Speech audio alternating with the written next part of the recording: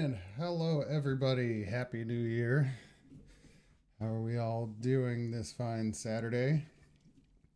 Welcome on in to Taking Turns D&D. And this is going to be a little pre-adventure series that I'm going to be doing before we start our whole campaign on January 17th. And in this series specifically, I am going to be going over how to make an adventure for DnD5e. How was everybody's New Year's? Is anybody in the chat or is everybody just lurking today, which is totally fine? We are the home of the best lurk command on Twitch. Feel free to use that if you like.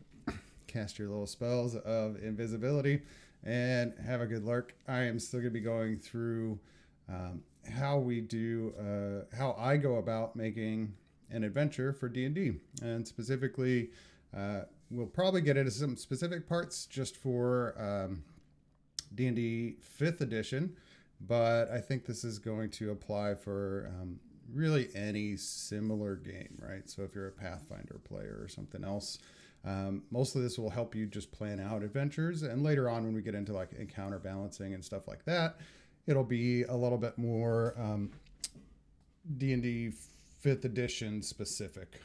But for the first couple episodes, feel free to join us. Even if you're just interested in writing for a completely different game, it should be fine. I got some stuff planned. I'm mostly going to be going off the cuff and just totally creating a new adventure right here on the spot. We should be spending about an hour per episode.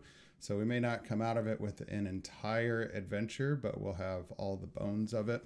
And then I may even go back and finish it all up into a complete adventure and throw it on DM's Guild or something for people, something fun.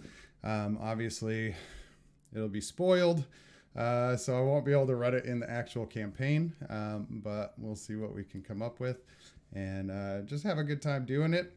So I'll be sharing a lot of stuff, how I get my inspiration for the adventures that I run, a lot of different places, how to get it organized and how to break down the process, right?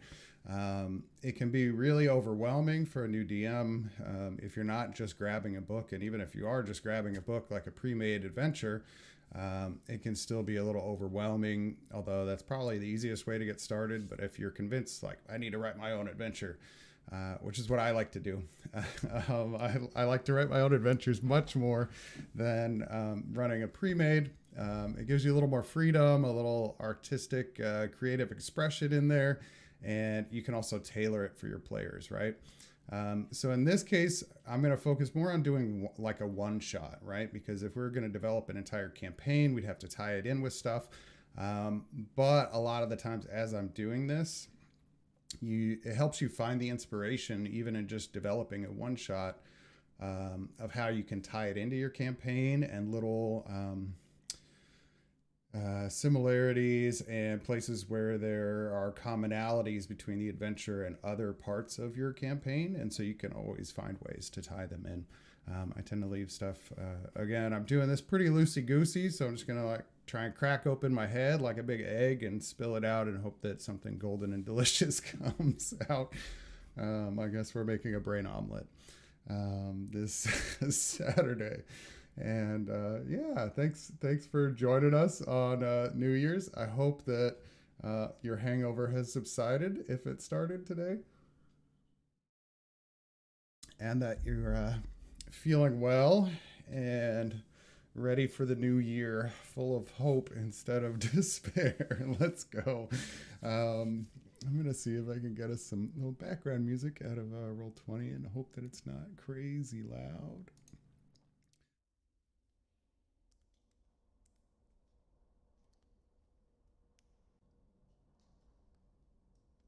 Looks like it's really quiet, so I'm going to turn that up because I can't hear it either. And I need to turn off my speakers for sure. Looks like that's probably at a decent level. If the background music's a little bit loud, let me know. I just wanted to have something kind of in the background for you so that we don't have, it takes the edge off, right? I like having a little something in the background. It looks like it's getting loud. All right, there we go. Just enough to take the edge off on Saturday. Not enough to make your ears ring if you're still suffering from that hangover. Good luck getting over that, everybody. All right, so let's take. Hey, Jaw, Happy New Year. Welcome on into Twitch chat. Thanks for joining us. Glad to see you. Did you do anything fun for New Year's last night? Celebrate it all? Have some champagne? Here we go.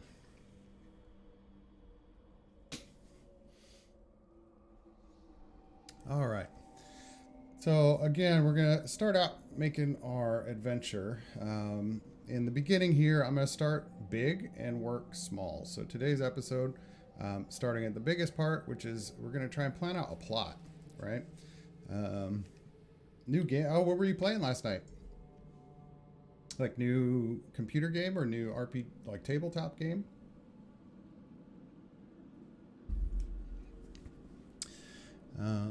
So I got a couple notes so that I don't get completely lost.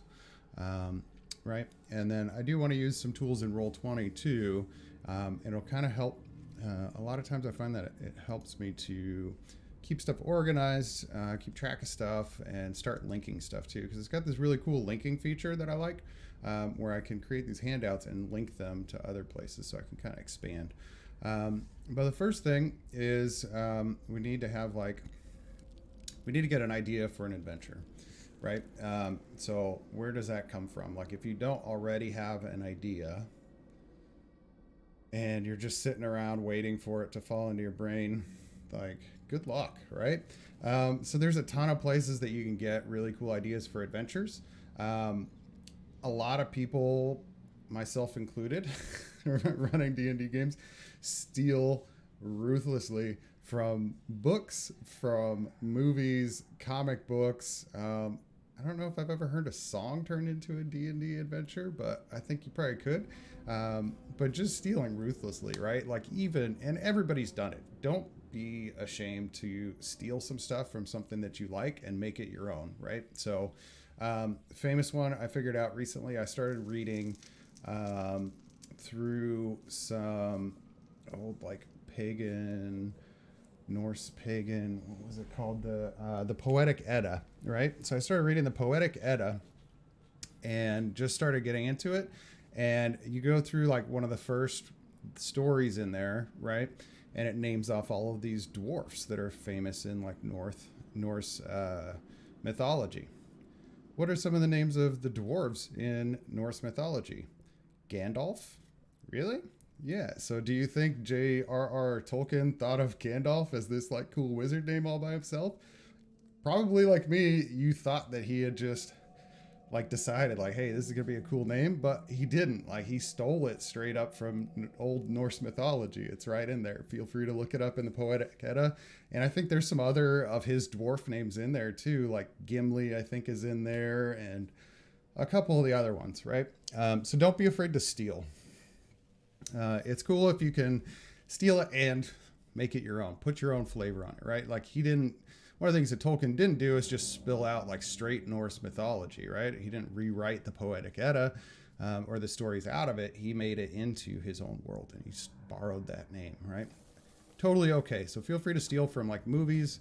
I'm thinking with our campaign about some fun movies that I could steal from to make little one-shots. Like maybe I'll turn Jaws into a little one-shot D&D adventure at some point. I think that would be kind of cool. I don't know if anybody's done anything like that, but it would be super fun, so I may look into that. For today, though, I think we're going to just try and come up with like a new random idea. And so I have some brainstorming techniques that I use, right? And then there's a couple that are like available on the web and stuff for you too. So I know, like, for instance, if you're totally lost, a great resource is the DMG, which I have on my bookshelf, but it actually has some stuff for like just ideas, right? Like how to generate an adventure. So feel free to just like flip through the DMG, and when something, don't feel stuck to it. right? But if just like even a part of something catches your eye, captures your imagination, just run with it, right? A lot of times I like to have like trusty notepad. I just like pen and paper, pencil and paper, because I can just start scrawling stuff out, right? I can type pretty fast, and I'll do it here on Roll20 so you guys can see as we go through the thought process. But usually I'll use like pencil and paper and just kind of go crazy. My stuff ends up it looks nuts. I'm not going to show you my plot map that I have for our first adventure coming on the 17th because I don't want to have any spoilers in there. But let's just say it fills up the entire page and it's crazy with like arrows going everywhere. It transforms like basically a railroad adventure, an adventure on rails, into something that is multifaceted, that there's more than one pathway. And so I'll try and also share how we're going to do that. But let's get it straight into the brainstorming. So I talked about stealing from books and movies. There are some random generators. I saw a pretty cool one recently online, and I think, is it Cobalt Fight Club? Which is an awesome website, but it's not. Where was it? It is D&D random adventure generator. Oh, Donjon. Yeah, which is also, I like Donjon a lot.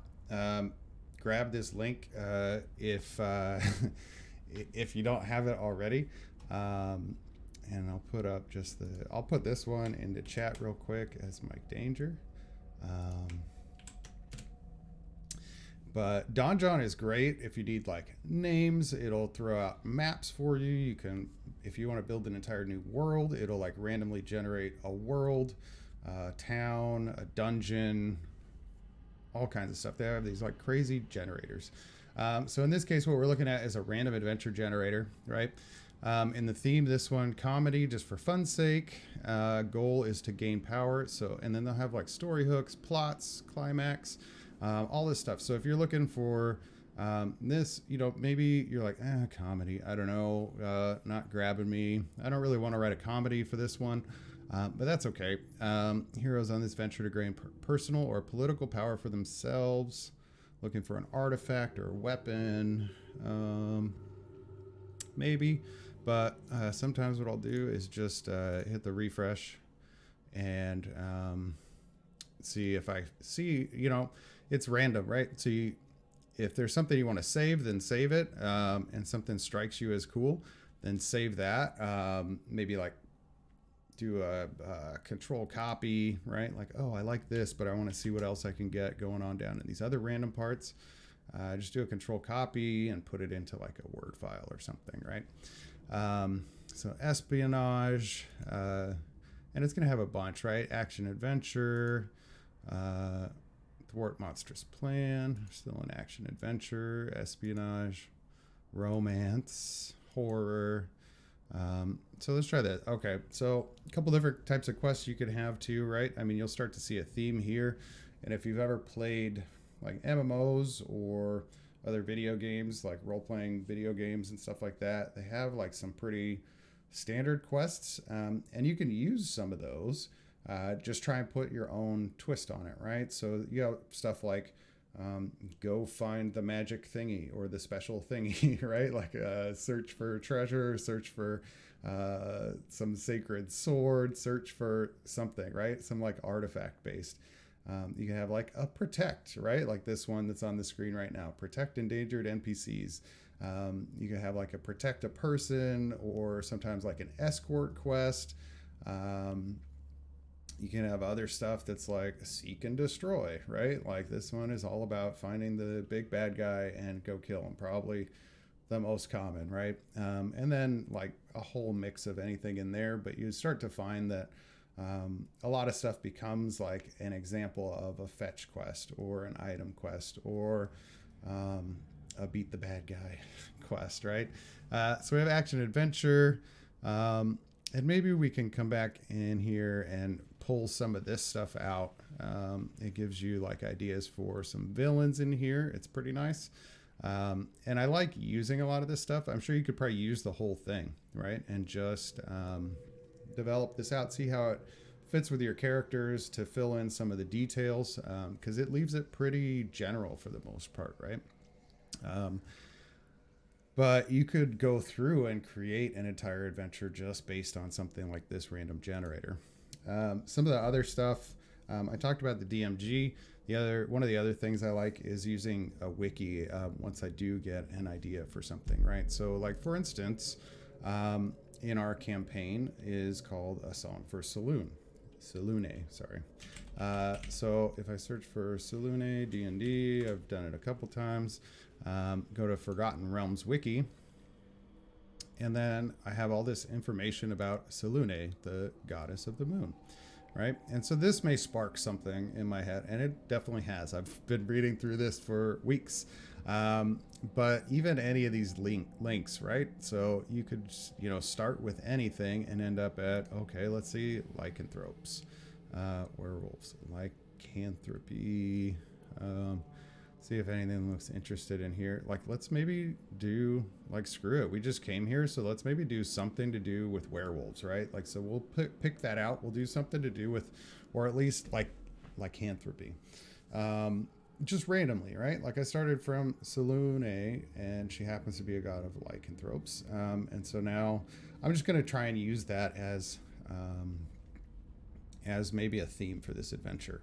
And when I pressed the live button today, I guarantee you I had no idea that I was going to start making an adventure about lycanthropes, right? Whichever ones we decide to pick. So this is all just like as we roll, right? Some of the brainstorming techniques that I use, I wanted to go over some of those too. So I think the key, one of the things that I'll definitely do is just spitball, right? And this, people will just call it like a regular brainstorming. I don't know if there's like another name for it. Where's my text? I want to make text. Text, there we go. Arial 16, I don't know if that's big enough. So let's spitballing. Let's go bigger than this. And so the reason why I call it spitballing, and not that I've made up that term or anything like it, right, is as a kid, that was really lame. So as a kid, I think maybe it's an American thing.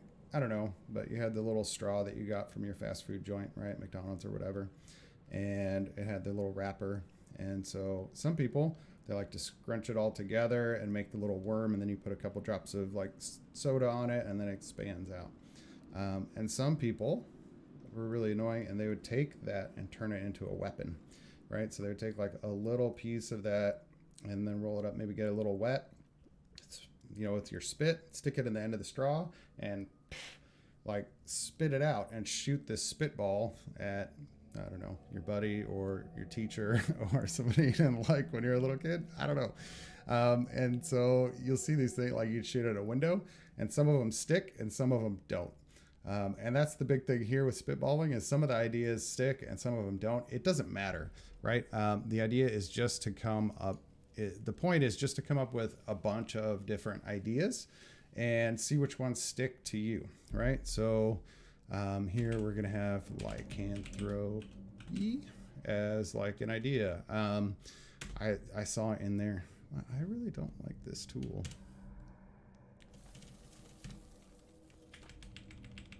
There we go. This will work. Lycanthropy. Hey, cool. I got kind of a list going. Neat. Not as friendly as I wanted it to be, but it's probably not really intended for this. Oh. Yeah. All right. I know what I'm doing. So probably an easier way to do this, right? So we'll go into our journal and add a handout. And I'm just going to call this one, not that. I'm going to call this one brainstorming. And then I can come in here, and descriptions and notes is just what I'll use, right? And so spitballing. Unfortunately, really small for you guys. How do I make this much bigger? Neat. I can change the colors, not this style. There we go. Header 1. There we go. Is that somewhat legible? If you're on your phone, it probably sucks. But I'll tell you what, right now it just says spitballing. So spitballing, see what sticks and what doesn't. So let's try some spitballing. And I'm going to try and keep that header 1 style. Stay on, please. Thank you. So Lycanthropy. And maybe I saw in there, I mean, we're kind of doing water themed stuff, but Shark was in there in that page, right? So that was something that stood out to me over here on our Forgotten Realms fandom.com, the wiki, right? And which is kind of cool because now I can just take the link for Shark and get some stuff like description, behaviors, abilities, all this stuff, right? And then maybe this is a good place to start too, just to keep in mind, challenge rating. So this is a DnD5e specific thing, but you do want to have your characters in mind, right? So if you know what level you're going to be writing the adventure for, right? If it's a level 1 and I'm writing my very first intro adventure to a campaign, even if it's a one-shot, I don't want to throw in a CR4, a challenge rating for Wereshark against them in a real combat because it's going to eat them. And TPK, total party kill, party wipe, game over, no fun, right? So definitely something to keep in mind, and that would come in, especially if you're going to do like a specific monster adventure, right? If what gives you the inspiration is dragon, I really want, it's Dungeons and Dragons. I want my characters to have a chance, my players to have a chance to go kill a dragon. So I want to do that. And there are opportunities for that, but don't use an adult dragon, right? So if they're going to be like level 1, 2, 3, and they go against an ancient red dragon, it's just kind of silly, right? Like maybe they can outsmart him, but they're not going to get a chance to fight him and slay him. The rules don't work that way. So good to keep in mind your CR and what level. And you know what? Maybe instead of just deciding based on the Wereshark, we could just do like a random thing here, and maybe we'll have to switch it. But I'm going to roll a d20 because in D&D our levels go from 1 to 20. I have pretty bad luck with this random dice generator here, so we'll probably get something fairly low, or it'll just be straight up 20, which is fine. And we'll use this to pick our level. So level 10. So a Wereshark maybe could be included, but we're going to try, at least for this adventure, to do a level 10. Level 10 adventure. And I don't even think I'm going to be doing the level 10 adventure for our campaign. So this will be just something completely different and separate. All right, so we have Lycanthropy. And spitballing, just crazy. Any ideas? And this could be anything related to werewolves, weresharks, lycanthropes. But it could really be anything, right? And if we didn't even start with that as our inspiration from the wiki, you can sit in here and just be like, beholders. And I'm going to just keep these all together so I can keep the same size. And just start throwing out like random stuff, right? Lycanthropy, silver, maybe a silver shortage is a thing. And one of the things too here, you'll probably notice me saying it like almost automatically. And I do this a lot when I'm developing characters, developing adventures, is I say maybe. And I like to start a lot of things with maybe, because it leaves it kind of like loosey-goosey, non-committal. It's great for brainstorming, getting ideas. You don't have to feel bad about dropping it later, right? And so I say things like, maybe there's a silver shortage. Maybe these lycanthropes are behind it. And I think that's probably the direction we're going with this, but I want to pull in some like, I don't know, let's pull in just some like random things. It's like, it becomes really difficult, right? If you start with one thing, but you want to get random ideas, a lot of them, and you get too focused, right? And so you don't get you might miss out on some of your own internal genius by focusing too much. It's sort of like if somebody says, Don't picture a pink elephant. It's really hard not to picture a pink elephant, right? So we don't want to start with like don't stuff. And I'm not going to worry too much about don't focus on lycanthropy. I'm going to focus on maybe, and feel free to throw anything in chat too. If you just got like, this could be anything, right? Like random words like oak tree. I don't know. Like I'm just spitballing here, right? And maybe some of this stuff is going to tie in and maybe it's not. So I don't know. I'm going to say maybe nobles. And I'm just trying to think of some fantasy terms and fantasy stuff, right? So maybe nobles, maybe thieves guild. It helps if I spell thieves right, then it doesn't underline me in red. How is spitball? Yeah, pinballing? No, we're not going to call it pinballing. We're going to call it spitballing. Maybe thieves guild. Maybe cobblestones. I don't know. I'm just doing like random stuff here, right? Maybe rainbows. Weird. Don't know where that came from. And I know one of the things we might be looking forward to in the Detroit Metro tonight is maybe snow. Maybe snow, and snow's making me think of caves and halflings. Halflings, why not? We're just going with crazy. It doesn't even have to be like word association, right? This is just brainstorming. And so this is what I call spitballing, right? And so we'll see like what sticks and what doesn't, and maybe some of this stuff we can throw in as like little details later. Maybe it ties in, maybe it doesn't, and we just go and line through it later, right? So you can use this probably one of my more favorite brainstorming techniques, I guess. Another thing is I call it strange bedfellows, which is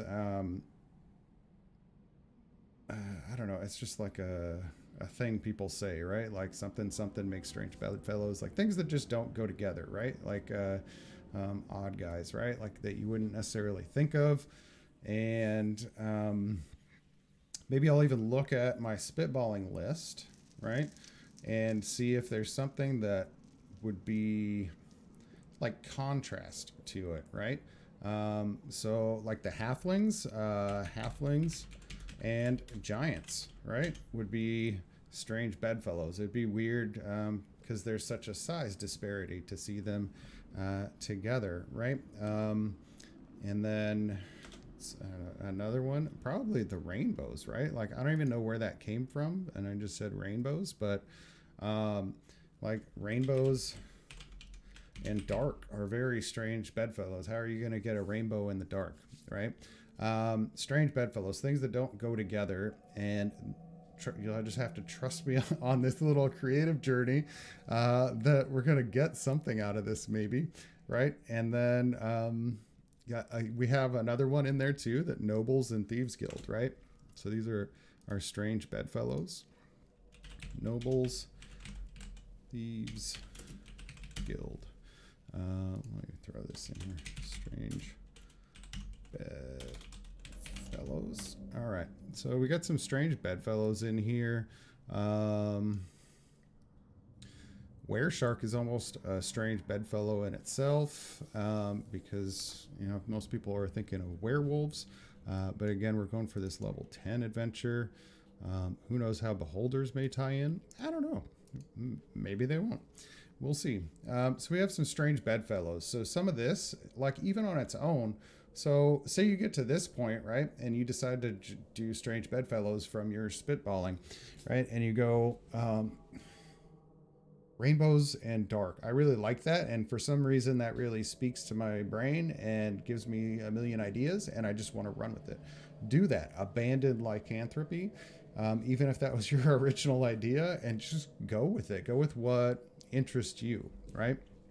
For me, in this case, I think I'm going to try as a challenge to stick and make this an adventure about lycanthropy And I'm going to try and work in some of these strange bedfellows. It's like kind of interesting, cool sounding or cool seeming details of the adventure, right? And we'll see how, I don't know, how are we going to work this in? I have no clue yet, but that's not important. What's important is that we're just starting, right? One of the key things that you need to do is start. This whole episode may end up just being about brainstorming. I may go a second hour to try and get into doing like a little bit of a plot map and get some more ideas and stuff. Another technique that I use for brainstorming is like word association. I'm not going to do a whole exercise here, but you definitely could, and it could be useful. So in this case, lycanthropy,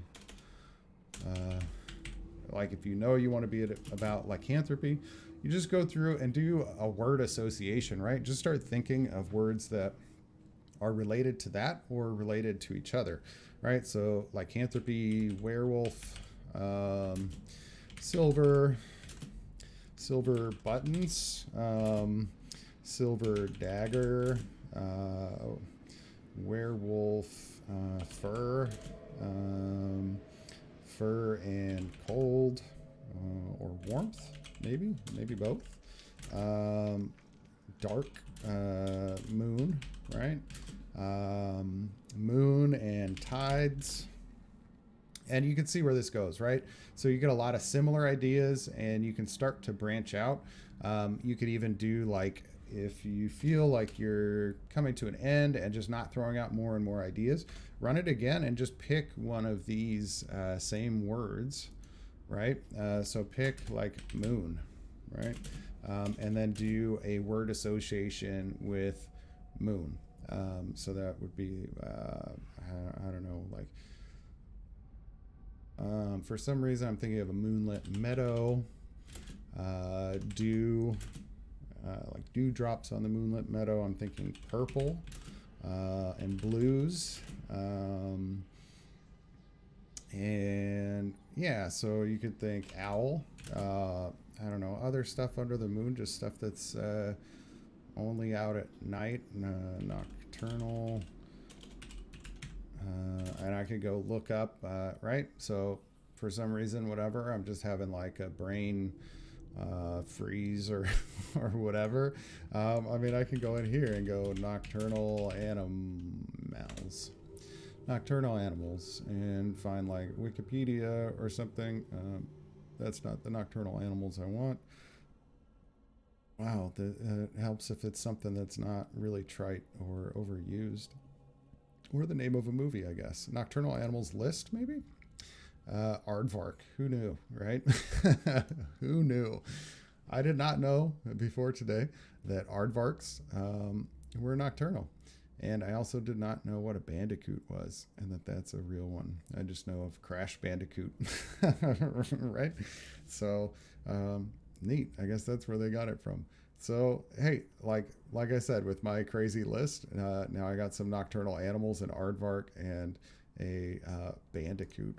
And you can probably do something fun and interesting with that. Bandicoot.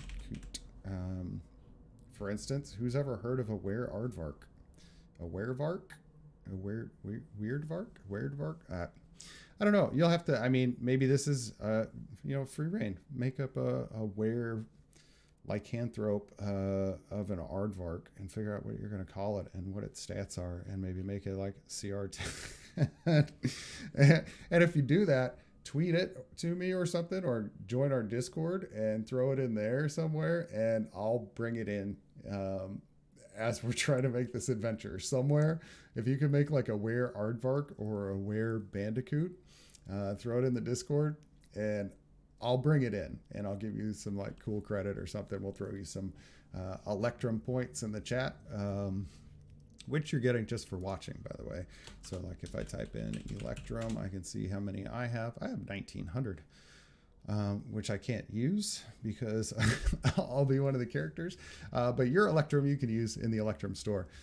So keep an eye on that, and I'll throw you some extra ones if you come up with a aardvark or a bandicoot. Maybe I'll even do it and put it in something for our subscribers or something in the future for Patreons. We'll do a where Aardvark and a where Bandicoot. So this is how like word association, and then the other thing I like is what I call snowballing, or using relationships. And in this case, so this was like word association, right? Word association, good tool. And then here, it's going to be hard for me to probably write down how this one works. This is like a little glimpse into Danger Myke's brain and how it works. But snowballing, not to be confused, don't search that on the internet, please, unless you have your PG filter on. So snowball and relationships. Again, not Google safe unless you have your, don't ask me why. We're not going to get into it.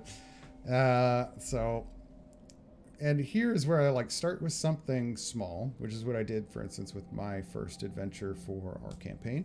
Started with one small idea and just, it sort of gathers, right? As it's rolling down the hill, you just keep pushing it forward, and it picks up this, it picks up that, and the next thing you know, instead of writing 2 or 3 different adventures for a couple different levels at the beginning of your campaign, you have like one big one that's probably going to span 2 or 3 months, and bring the characters all the way to like level 3 or 4, and throw in some like really cool lore and some really fun stuff that I just can't get rid of because I like it too much. But it should be a lot of fun. And this is like how, like I said, how I tend to work with mine. It's a little more time consuming, right? And so in this case, what's a beholder CR? So just, and I can use all of these brainstorming techniques along with it, and I will, and use them to sort of gather that steam as we're going downhill towards a finished adventure, to gather in all these different details and stuff. But I like to, so snowballing, relationships, it's also like going down the rabbit hole, right? Like start with something simple and you just, where you end up is somewhere crazy altogether. And I do that a lot, especially in Wiki. And so I may do, let's try beholders, DnD5e as a Google search. And basically I'm just trying to get to the page in fandom, right? And so I'll look up beholder. He's pretty scary. Let's see, is he 13 and 14, a little high for what we're trying to do at level 10, right? So one of the things, that doesn't mean I need to leave it out. That means that I probably don't want my party of level 10 players to have to fight a beholder in our adventure. If he's going to be CR 13 and 14, they're probably not going to be able to handle it. It's a couple, and like, hey, you want to check? A really cool place to go is Kobold Fight Club, even though it's not Kobold Fight Club anymore, it's Kobold Plus Club. And so here, say I have, generally recommended 4 to 6 players. It does help if you know, once you get into counterbalancing, how many you're going to have. So say we have 6 players at level 10, and we want to see how tough is a beholder. Obviously not in his lair. Oh, by himself. Easy, it says, and this is according to how the DMG calculates the encounter. So this I would look at a little more in depth. So there's a possibility they could fight a beholder and it would be okay as long as he doesn't have like too much stuff with him. They may be able to handle it depending on their powers versus the beholder's power, right? And if they can deal with it. So outside of their layer, so I would say still an option, right? Some of the other things, Death Kiss is in here. So Death Kiss Beholder is in Volos. I like that it tells you where to find it. I have Volos up on my shelf behind me. And so I may look in there and see what a Death Kiss Beholder is. Sounds kind of fun. Death Kiss Beholder. 5e stat. I just want to see if I can find it. If not, I know. And actually, I know I can find it if I go into my Roll20. Going to my compendium. I do have Volo's somewhere here. So I could go to Volo's Guide to Monsters. And then I can search for Death Kiss. Death Kiss, I like it. It's kind of cool looking. True Beholders. Death Kiss is a lesser beholder that might come into being when a beholder has vivid nightmare about losing blood. Okay. I mean, that's kind of interesting. That's more like a vampire, right? But maybe we can use that. I don't know. It's a blood drinker, false tyrant, and I could read through all this stuff, especially having more time, right? If I'm spending more time on this and not just here on stream with you guys for an hour or two, I would read through some of this stuff. Even it can speak through its tentacle throats and how it sounds. Let's go look at his stats and see. It's still like fairly intelligent, right? This is like definitely a sentient being. It's not just like a dumb little, it can have plans and do stuff. So, I kind of like it. A CR10. We could probably throw in some other stuff along with it. And so maybe our lycanthropy is turning into like a weird beholder, a Death Kiss beholder adventure. And there's nothing wrong with making it just about a monster, right? As long as one of the things that I do like to do is if we are doing just like a dragon hunt or a beholder hunt or something like that, is to make it like kind of intelligent, right? So you can have different groups of players, and it's good to know your players. If your players are the type that are just like, draw me a large dungeon map, let me explore it and kill the things and take the stuff, you got an easy job, because honestly, when you go to Donjon, you don't even need this random adventure. You can do a, where's the map generator? DnD5e. Go. And they have a random dungeon generator. And I can do, here's my little preview. You can change whatever you like, right? Dungeon level, like I said, we want to be 10. Party size 6. Motif,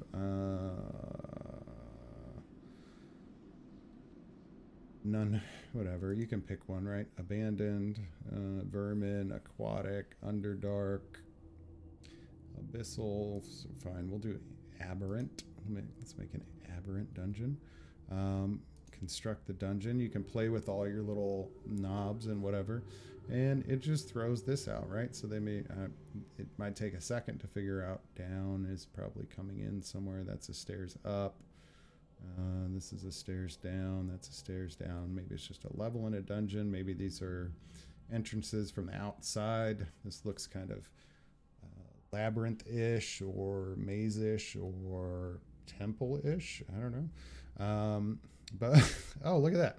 It's created by a beholder as a stronghold. Eventually abandoned due to plague, laying empty for many years until recently. There we go. Maybe we'll just use this, right? If we do our Death Kiss, maybe he lives in this. Why not? I'll save this, and maybe I got a free map out of it. And the Gauntlet of Barai. And shoot, why not? Saves a little bit of work, right? Or if you have stuff directly in mind, then you go in and, you can go change any of these features. It does give you some, I'd probably change these off of Yuan Ti, right, for ours. But look at it, and maybe we can go more lycanthropy themed, right, to keep with the theme of this. So I'll probably just keep this for right now and see how it works out with just this randomly generated dungeon for our Death Kiss beholder, right? And place it somewhere in here, or maybe even on a separate level. We could create a custom map that, like, once you go up one of these stairs or down one of these stairs, you get down to its actual layer, and this is just the first level of this beholder stronghold. Obviously I have multiple levels. Maybe we just play with 2 of them or 3, because there's stairs up and down. And then they find this Death Kiss Beholder, who's going to be our big bad evil guy. Starting to like it, right? So snowball, yeah. So you can see what I mean by how that starts to snowball, right? And this is just like follow many paths, right? Get interested in stuff, look for the relationships, even if it's just like links in here, right? And finding the links between, you know, I don't know what else, beholders, Cyclops. You can look at for a lot of these blue links and how they work. There may be like some relationships in here. Maybe I'll look up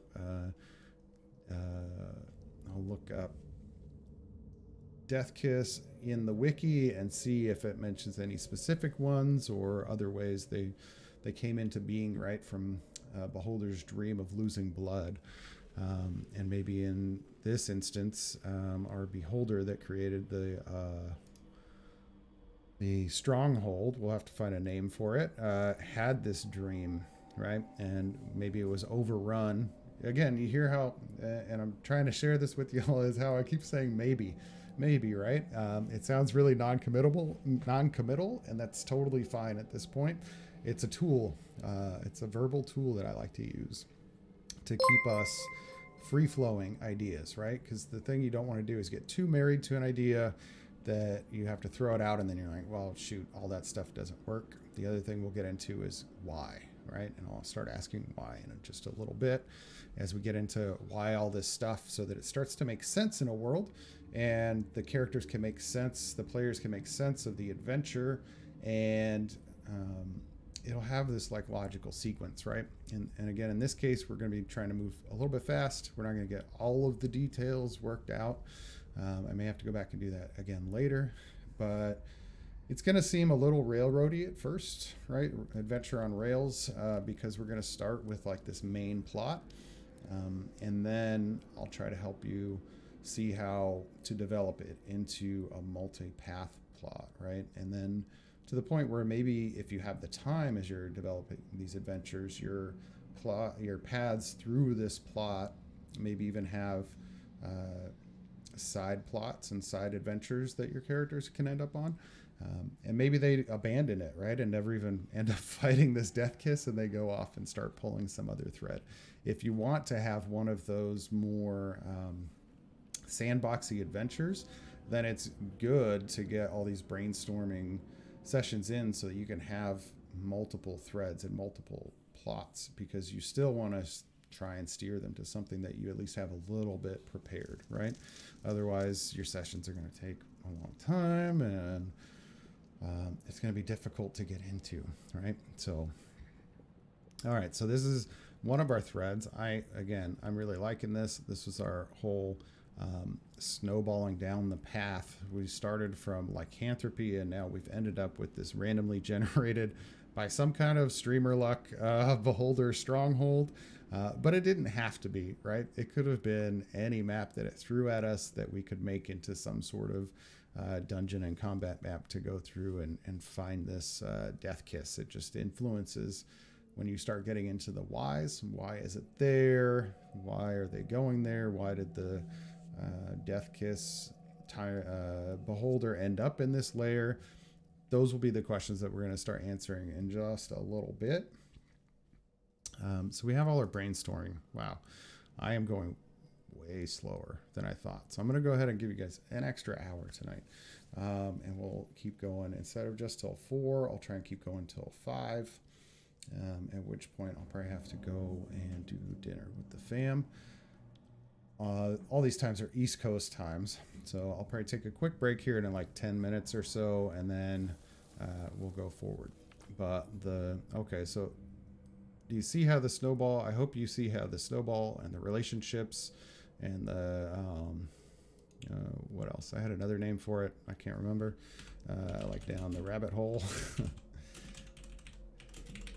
And how these work, right? So we went from, so in this case, and oops, do we want this guy up here? Let me see if I can pull this down. Nope. Let me see if I can make this bigger. That helps a little bit. And I'm just trying to get the header. Just give me the header. Okay. So we went from beholder to Death Kiss, right?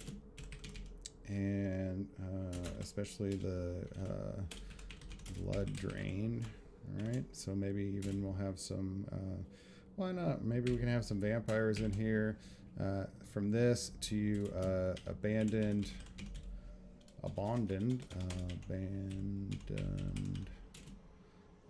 beholder layer, and I'll put Donjon just to remind myself that that's where I got it. And you can just keep going, right? You just keep going down this track. We started from a beholder, found this Kobold Fight Club and said, oh, the CR is too high. Oh, there's this other beholder in there that's Death Kiss. That looks kind of cool, and it's about this blood drain. And then we go to Donjon and create this whole dungeon for it, like randomly generated. Just happened to be this abandoned beholder stronghold, which will be interesting. And we got that out of Donjon. And now we can start. I mean, we got a lot of ideas here in a pretty short amount of time, right? So about an hour. We go on a little bit less and have like a lot of ideas here, starting from basically nothing. Like, where did we start from? I can't even remember the original thing because I wasn't even looking for like werewolves or anything, was I? I was looking at Salune, right? That's where I started. Like, the whole thing started from Salune on the wiki. And then we followed some crazy links and got ideas. This is key. You want to have like a lot of ideas so that you can start pulling some of this stuff in. And so I'm going to save this. So now I have my little brainstorming handout, right, with all of this stuff that we've been brainstorming. I'm just going to stick that over here. And now one of the things that I'm going to want to do is there's a couple different formats we can follow. And then you're going to have a way that makes sense to you. And there's as many different types of DMs as there are people, I'm sure, as far as how are you going to want to organize things, what level of organization you want. I try to be pretty organized in mine, and I do it in a way that works in Roll20. And I like it. It's not going to work for everybody. If your stuff is, have a file folder on your computer, like files on your computer, however you want to organize it, I'm going to get into my methods and share my method of organizing it in Roll20. Try and save myself the double work of having it like on paper and then going and putting maps in Roll20 and all this other stuff. And yeah, just to make it a little more efficient for myself. It's the way that I like it. If you have a different way that you like to organize it, feel free to share it too. Either here, join our Discord. I can get you the Discord link just by typing !Discord. That'll get you a link and you can join into our Discord. And feel free to throw some stuff in there. I've got a couple channels set up specifically for like, shooting the shit with other DMs and other players, character ideas, adventure ideas, stuff like that. And a nice exchange of information. Hopefully at some point we want to drag you guys all in there and have these good conversations. And I frequent it, so I'll join you in there and bounce some ideas off each other. It could be a lot of fun. So for my organization though, one of the things that I'm going to want to do is get sort of a structure and start developing a plot map. And I really like the plot maps because I start to draw the relationships and I can start putting in even like important names and places and start to visualize. I guess I'm more of a visual person, start to visualize the flow of the adventure. And when I do these, two big ways that I like to design my adventures. One of them I like to do basically just the sitcom format. And hey, Jimmy, what's up? Thanks for joining. This is no spoilers. This is, I started with 0 ideas, started streaming, and somehow here we are with Lycanthropy and this crazy Death Kiss Beholder. And it's not going to be a adventure for our campaign. It might end up being pretty cool, but I think I'm just going to put it out there if I do end up finishing it for our Patreons or something like that, Jimmy. But yeah, thanks for tuning in. Glad you had a nap, man. I feel like I could probably use one here in a little bit, maybe after dinner. That's probably gonna be too late for a nap though. But yeah, so no, this is just trying to help people and show them my horrible ways of designing adventures. Again, I don't know if I made the disclaimer at the opening of the show, but I'm not the best. I'm definitely not like Matt Mercer, Chris Perkins, these guys with, they've made millions of adventures and finished the books of adventures that you buy that are published. But, I'm trying. I try. Hopefully I have my strengths. I'm sure I have my weaknesses too. And I'm just trying to get better at it and trying to help people have fun and help people hopefully just inspire somebody to go out and try this, right? And try and make an adventure. So let's get into, the two ways. I'm going to have to find a link, but this will be like a cool thing to read through. Going to have to find my link for adventure writing, not how to write a D&D adventure. Dang it. Where did I put it? DM stuff. No, that is not where I put it. So this was sitcom story map beat sheet. So this is on Reddit was where I came across it, right? I really like it. You can go in here and there's two different ones. I recommend just do open and new link, download them both. This is based off of Unbreakable Kimmy Schmidt as an example, the pilot episode from that. And then they have this general sitcom map. And so the reason why I like this is that it's a format that a lot of people are familiar with. It's short, so you can use it for like one-shots and planning your one-shots. You can also just expand it out, right? And add some layers and get to a full campaign even, right? But basically what it comes out to is having a couple of acts, your opening, teaser and 3 acts, right? So you have like this opening, this like inciting incident, and then some different stuff going on in Act 1, Act 2, and 3. And I think maybe the plot is explained better in, it's explained a little better in the Unbreakable Kimmy Schmidt as far as what goes in those, right? And I'll share some of these links in Discord, why not? As far as where you can go find all this stuff, right? So what happens in your opening is, something interesting happens, right? It creates this new world, right? So something in this opening changes the world that the players are in, right? And this gives us our inciting incident. A lot of times it's once this thing happens, changes how they react with the world, and makes it so that they're called to action. You want to have this inciting incident that calls them to action. You got to do something about it, right? Even if it's just run away. In here, Unbreakable Kimmy Schmidt again. Act 1, Aftermath, right? So this is looking around at that new world that just changed. And it doesn't mean that the entire world changed. You don't have to blow up your entire city. You don't have to burn everything to the ground. It just means that something about it, maybe it's just this aspect, there's something that has changed in the world. You get maybe new complications. So you may have a complication in here, and some of these things are going to be optional, right? In this case,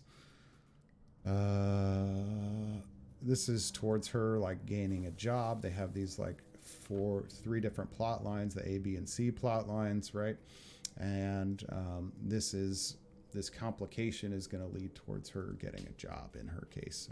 And we can see if we start breaking ours down into A, B, and C plot lines, or A, B, C, D, E, and F, whatever, where you can throw pieces of that. And this kind of gives you that map, right? So as they're looking around at this new world, you may want to throw in, once you've developed like what these different plot lines are going to be, here's where you can start throwing in some clues to one of the other ones, right?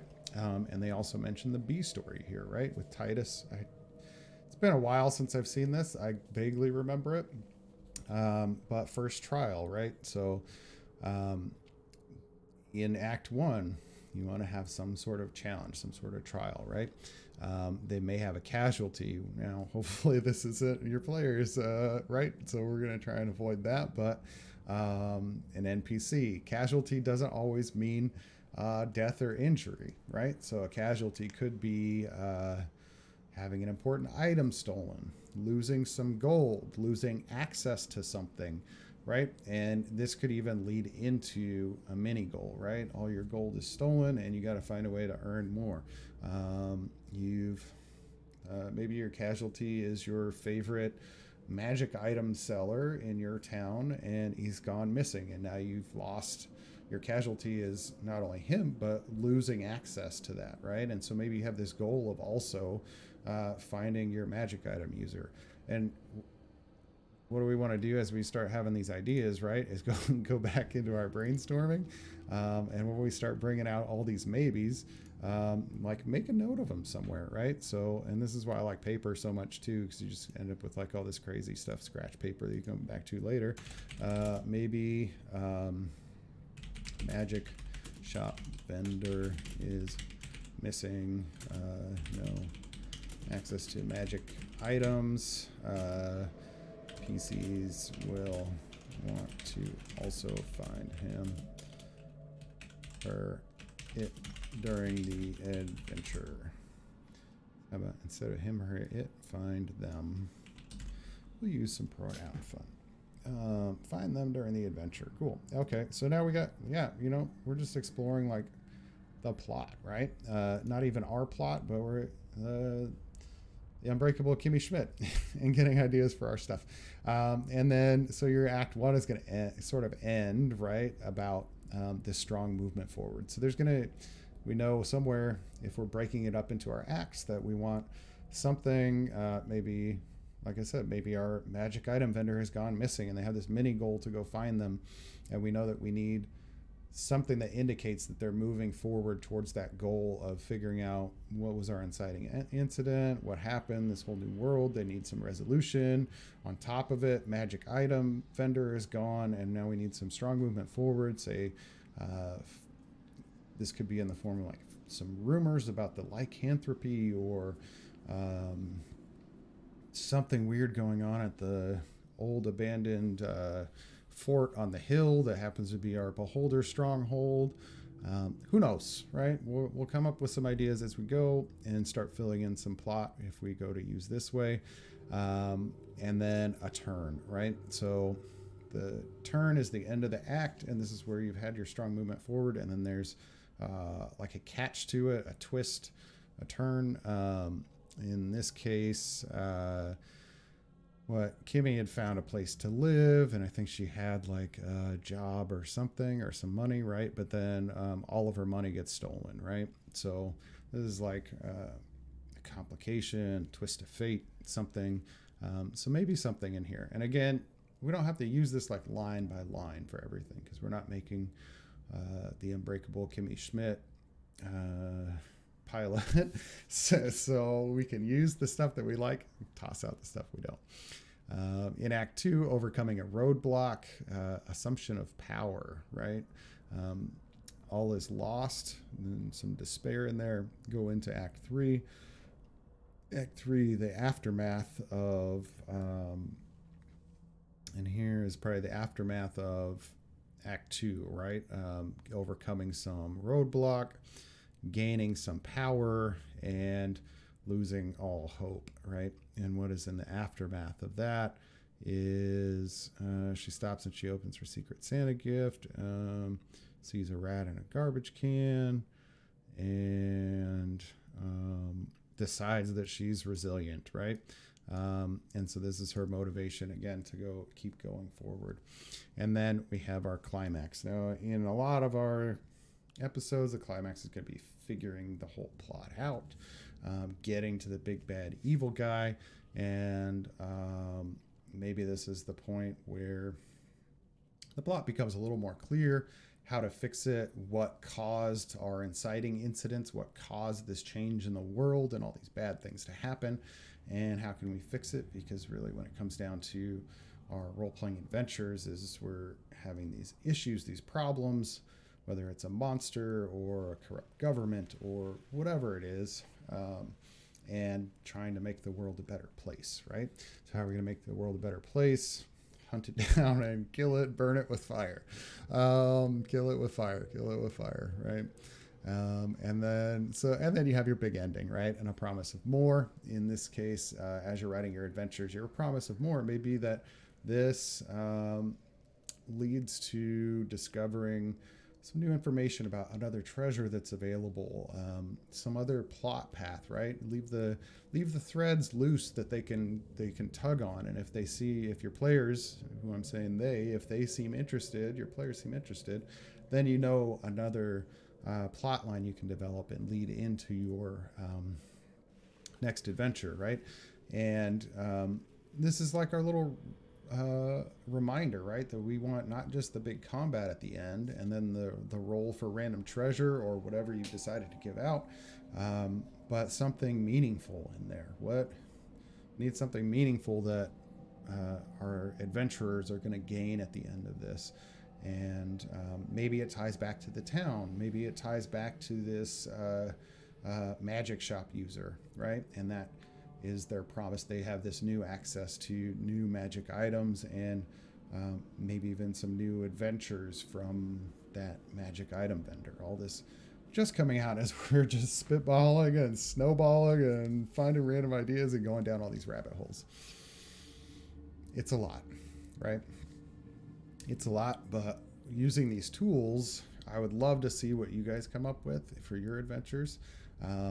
If you're not writing an adventure like Jimmy specifically for our campaign and our stream that we're going to be starting on January 17th, throw it in Discord or shoot me a tweet or something and just say, hey, Danger Myke, I was watching your stream about developing plots and was so inspired by the Unbreakable Kimmy Schmidt plot line that I went through, and this is what I came up with, and tell me how crazy it was for you. Was it as crazy as starting with a search for Selune on Forgotten Realms Wiki that you ended up with this Deathkiss Beholder and Lycanthropes, and maybe there's a were shark, and there's probably going to be a missing magic item vendor as well.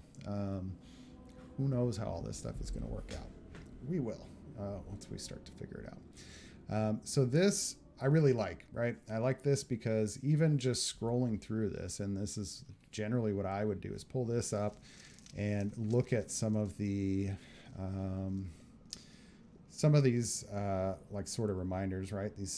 The points that they're hitting, the major items that they're hitting, and think like, how can I relate this to what I'm doing? Love it. And then, so this is one tool, and like I said, I really like this tool, especially for starting to develop those multi-threaded plots where you have your main story A, and then a side story B and C, possibly even D, E, and F, however many you want, whatever, however complicated you want to run your adventure. And so I like that for this. If you want to run more of something that's just dive in the dungeon, kill stuff with fire, one of the tools that I use for that, or even just for a simpler, like you're just like, look, I don't want to, this looks like really cool and really fun. I'm sure players have a lot of fun with it. I don't want to put that much work into it. We're doing like a 3-hour one shot. I need to keep it simple. And one of the ways that you'll hear a lot of people throwing around is like a 5-room dungeon or a 3-room dungeon. And I mean, there's just like a ton of links in here, right, for how to do a 5-room dungeon. I don't even know if there's a specific one that I like better than others. But here, this one's recommending a pattern for building a quick dungeon crawl, right? So let's see what they have to say about it. I know so this is pretty typical, right? And they even have a couple of different arrangements, right? So you can make it seem like it is a railroad, and this is what players accuse you of if you have that very linear plot. But if you have players that just want to have fun and experience the story, and don't need to influence it and change it around that much, or if you're good at changing the stuff on the fly, even the railroad can be very fun for them to still influence it and change the outcomes and the interactions as you go along. Still have a lot of fun with a railroad as long as they're willing to follow the tracks, right? And it's good to know at the beginning of the adventure, if that's what you have prepared, let them know, right? In your session 0 or whatever, just say, hey, this is kind of a railroady one, but it'll be a fun story. Let's just play it and have fun with it. And as long as they're willing to do that, you can sit down and have fun with your friends playing D&D for 4 or 5 hours on this cool little railroad. It doesn't always have to be a bad thing. If you want it to seem less railroady, you can have like these little side plots, what he calls the rooster. I've never seen the Mighty Duck. Decision, right? So this is basically a railroad with like 2 different outcomes. The wrong way, just disordering it. I'm not sure what the spiral is. I don't think I've ever seen that. The cross is just using your start from one decision point, and there's 4 different unique paths, right? And these can be expanded. You can make them more than 5 rooms. And 5 rooms doesn't have to be specifically rooms in a dungeon, although I think that's how they originally intended it. But in general, you can also use this to break down into like 5 acts or 5 key beats for your adventure, right? Where you'd start from the entrance, right? Again, you need to have that inciting incident, that hook, that's something that pulls them in and says, this is what's going on here. There's something wrong with the world. It's changing. Something happened. Figure it out. That's the adventure, right? A puzzle or a role-playing challenge. Riddles. In the case of actually being in a dungeon, this may be like an actual puzzle. In the case of like a larger adventure or even campaign, the whole puzzle could be like a role-playing challenge, could be investigating within the local town and trying to find the right information that's going to lead you to clues and the answer of where is the thing that's gone wrong coming from, what made it go wrong. A setback. So a lot of times they're talking about like a trap or a trick, something that is in the way. It's a challenge to overcome. The boss fight, right? So that's the big bad evil guy sitting in the room waiting to fight you, and the reward. So this is again very similar to what we had at the end here, right? Was the big ending and promise of more, right? And that's what they're talking about. The climax being that big confrontation, that big bad evil guy confrontation. So I think for this one, I'm going to try and use a little bit of the Kimmy Schmidt model and go through our sitcom analogy, right? As much as possible without getting like too crazy complicated in our plot map. But I do know that we'll try and keep those sort of acts and at least those pieces in there. Maybe break it up into a multiple session type of adventure that we could run instead of just like a 1 session one shot, and know what I want to get accomplished in the first, say our sessions are 3 hours. And hopefully I can try and plan each of those acts for about that, right? And so the level of complexity is something that you're going to learn as you DM more and more. It's not necessarily my strongest point. I'll guarantee that. And things tend to go probably longer than I originally intended. But as long as you're having fun, have a smile on your face, maybe friends around you, or on the other side of the computer screen, and everybody has their snacks and drinks, then it's a good time. So, all right. So let's go in and I want to do some drawing, basically. And so if I'm picking my TV pilot format, right? So I'm going to keep referring back to that. Hopefully I don't make you too dizzy by switching back between the tabs on my browser. I do end up with like a bajillion browser windows open when I'm making an adventure. If that's not for you, maybe you bookmark them and organize them. That's what I should do, is just organize them in my bookmarks and open them up as I need them. And that probably wouldn't kill my PC performance so much by having a bajillion of them open. But in this case, let's see, we're going to go use that story map, right? The TV pilot story map in our acts, and then I also like to just have this sort of organic drawing that I'm going to start with based on the details that I'm starting with, where I either know where I'm starting, where I'm ending up, which pieces I want to hit in the middle, and I can sort of start to draw maybe even something like this railroad and then expand on it later. I like to leave more space for myself to include people in there, places, artifacts, and have them. It ends up being a little bit of a mess. So if you're a total neat freak, you're probably not going to like my story map, but hopefully it makes sense. It ends up looking like this crazy spider web with all these like nodes everywhere, crisscrossing and doing whatever. But I like to see the relationships between things, and it reminds me of when I get into the specifics for, say, one of my NPCs that I put in that plot map, that I need to tie him to both like the tavern and to the Death Kiss Beholder and to our missing magic user. And so it reminds me to get all those details in there so that when my PCs go talk to this NPC with the clues that they need, I remember what his ties are and why does he know certain things, and which things would he or she or they know to help the PCs, and what is going to convince them to give the help to the NPCs, stuff like that. So let's dive into that. And I'm just going to refresh a little bit here, right, on this whole journey we've had just for developing like a big plot. And hopefully we get to like at least the semblance of a plot map today. And then I think that would be a good session for today. We can get into a little bit more mid-level specifics next time. But I do want to get into this plot map before we go.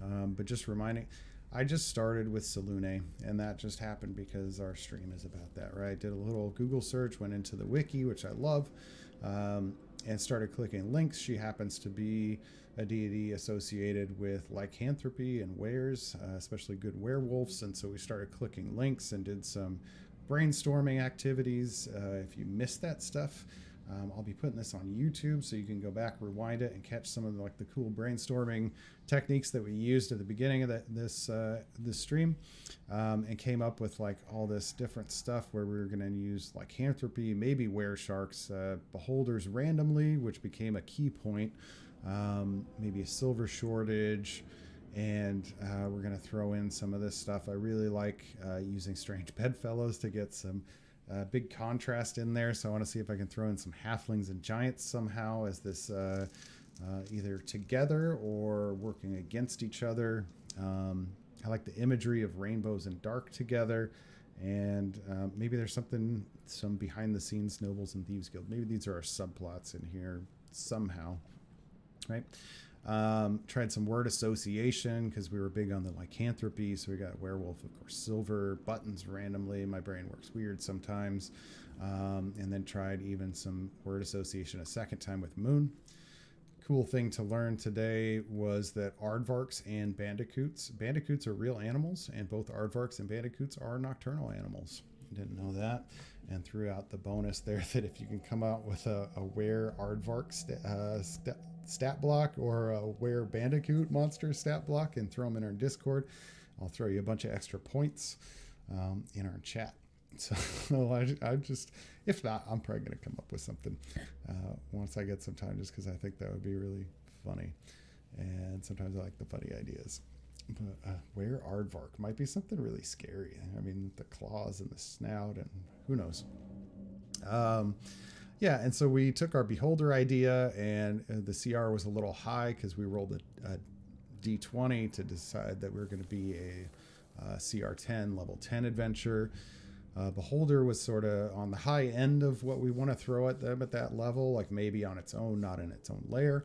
But Death Kiss was right in the right place, and it looked pretty interesting. It's a cool looking monster beholder, right? This pale guy, and with all these crazy blood-sucking tentacles that don't necessarily all have eyes on them. Comes from a beholder having a dream about losing blood, a nightmare about losing blood, and then it comes into being. And this thing is somewhat intelligent, can have plans, and is like a CR10. So perfect for our adventure that we're going to be making, that we randomly rolled as a CR10 adventure. From there, we went and made like this random map on Donjon that just happened to be an abandoned beholder lair, a beholder stronghold. And so we're probably going to use that map, and I'll probably try and bring that into maybe Incarnate and make it something a little more interesting later in the series, like maybe episode 4 or 5. And all this random stuff that's happened throughout this hour and a half stream so far. And then even as we were talking about how to follow the different plot maps, we came up with this idea that maybe a magic shop vendor in whatever town we're in is missing. And it creates this problem for access to magic items for RPCs. And maybe they even already had a relationship being level 10 with this magic vendor that's now missing. So maybe you're running a campaign and their favorite magic shop vendor is now missing, leading into this little one shot with our Death Kiss Beholder. All right, so that's a good recap, I think. I'm going to go ahead and minimize this bad boy. And you know what? I need to delete those guys because those did not work out well. All right, so now I just got like this blank map open here in Roll20, right? And the nice thing is you can draw a little bit and not have to worry about it. It's probably not the best tool for drawing. Like I said, I tend to do most of these like on my notepad, but at least we have some drawing tools and can make some stuff. So what do we know about our adventure? Not a ton, right? We know kind of our big plot. And where did my text guy go? Text. All right. So kind of our big plot. And we know at some point we have Death Kiss Beholder, right? So at some point we're going to have a Death Kiss Beholder. And that's sort of our big, bad, evil guy. We don't know what the whole payoff is. But we know that we have a Death Kiss Beholder in here. And leading up to that, somehow relating, probably even since we came up with it, maybe our Inciting Incident. And I'm going to leave this as thinking this is going to be the top, and I'm going bottom up in my design at least. So the end is in sight at the top of our page, right? So kind of at the top of the page, in the middle, Death Kiss Beholder. That's going to be the end of our adventure. That's going to be or at least our climax. And what are we steering towards, right? And where are we steering from? Our Inciting Incident is going to be this magic shop vendor goes missing, right? So this is sort of our Inciting Incident down here, or at least the initial lead in, right? This is how has the world changed? And maybe this is, right? This is how the world has changed after our Inciting Incident. So maybe I move this up a little bit, and then we have our Inciting Incident. So Inciting Incident. And, you know, if we were going back again, I'll refer back over to the Unbreakable Kimmy Schmidt. In the very beginning, right, they get liberated from their underground bunker, all the mole women. And that is the opening as far as what happens. Now, if we want to have an interesting opening for our adventure, we could do that as well with the Inciting Incident coming pretty soon after it. So we would have the opening, exploring the new world, and the Inciting Incident.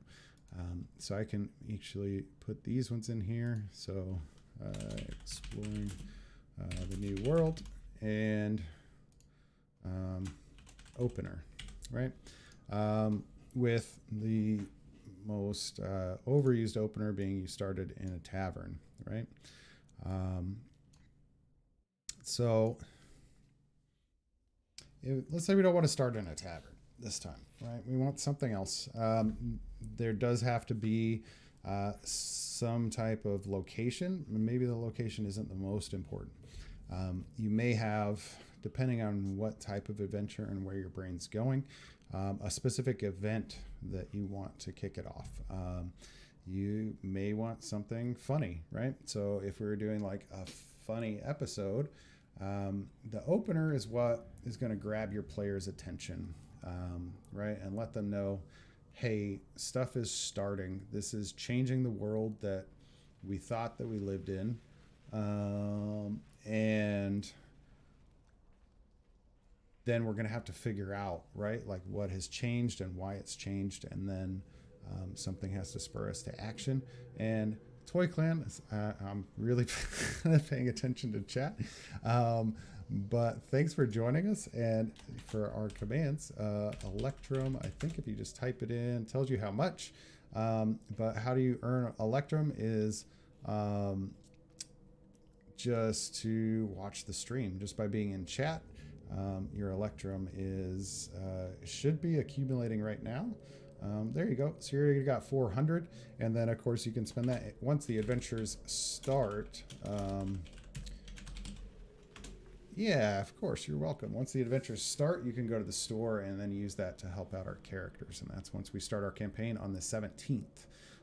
So yeah, I'll be doing, like I said, a full 5 of these. I think next Saturdays I have to change because I have to go in for some military duty next weekend.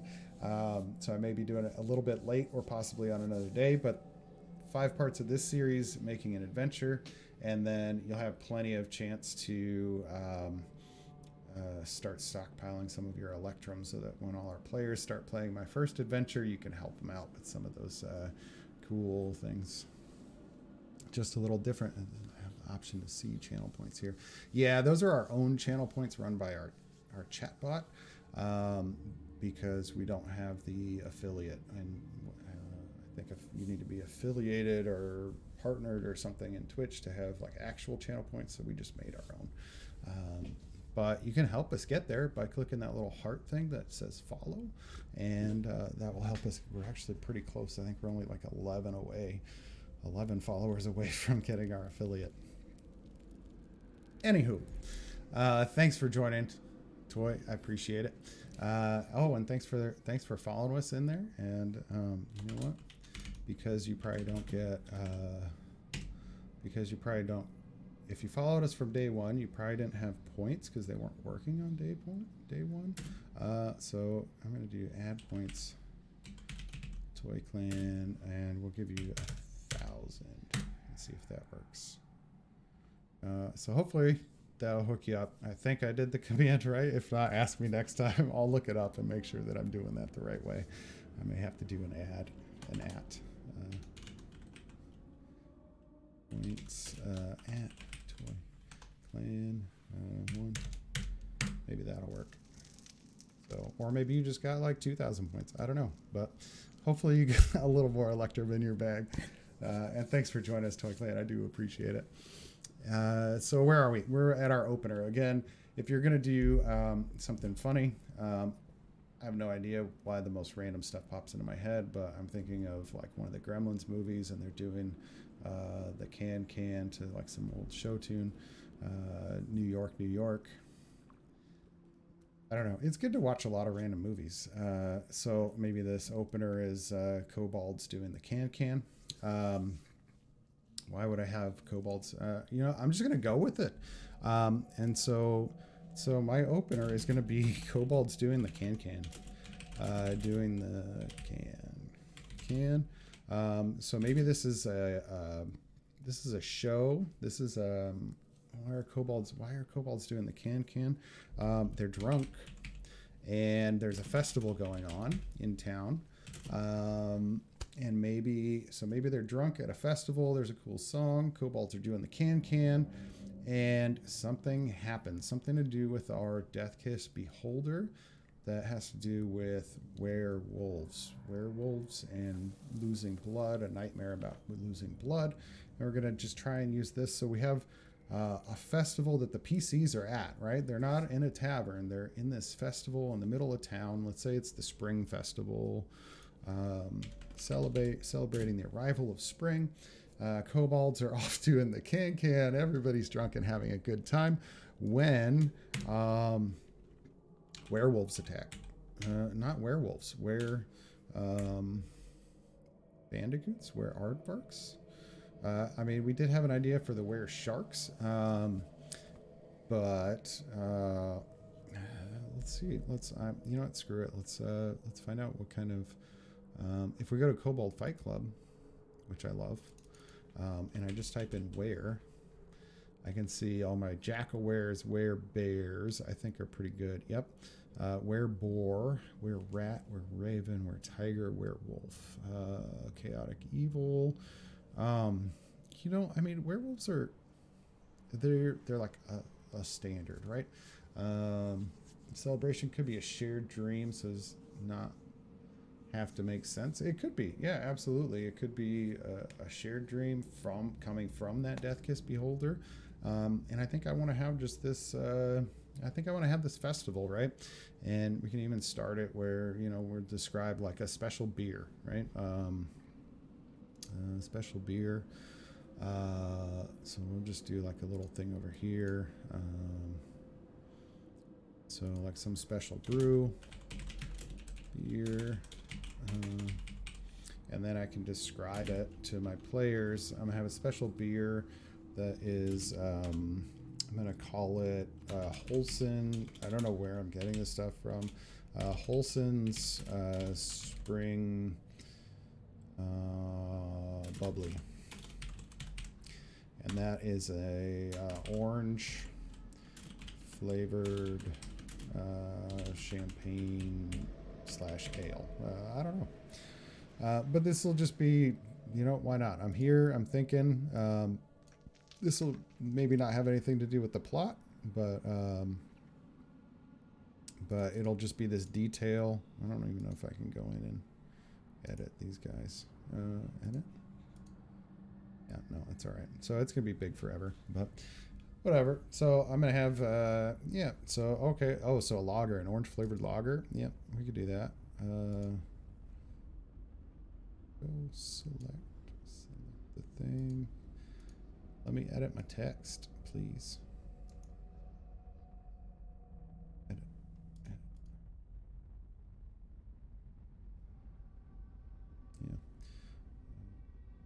Select. Oh, here we go. Let's make this a little smaller. 16 is too small. I'm going to like 32. And yeah, I'll leave it Arial. And if I go back here, maybe it'll let me. No. Anyways, I'll just put lager here. There we go. So that'll be our orange flavored lager. We'll go in and clean this up later.